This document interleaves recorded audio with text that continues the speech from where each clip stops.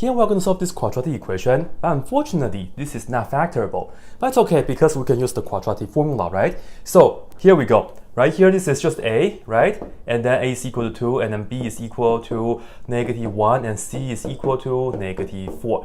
So remember the formula, which says x is equal to -b plus or minus square root of b squared minus 4ac all over 2a, right? Okay, so let's just plug in the numbers. So here we will have negative, and the b is -1. So it looks like this. And then we continue plus or minus, and we have the square root.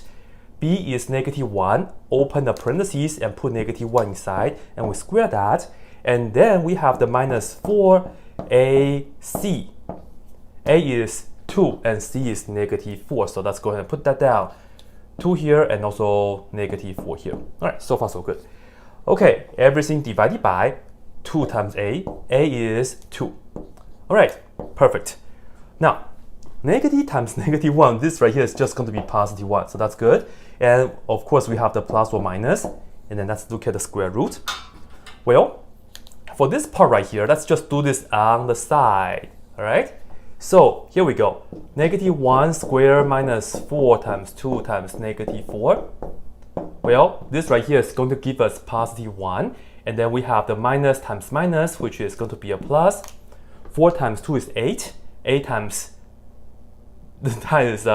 8 times 4 is 32. So we have 32 right here. Altogether, we have 33.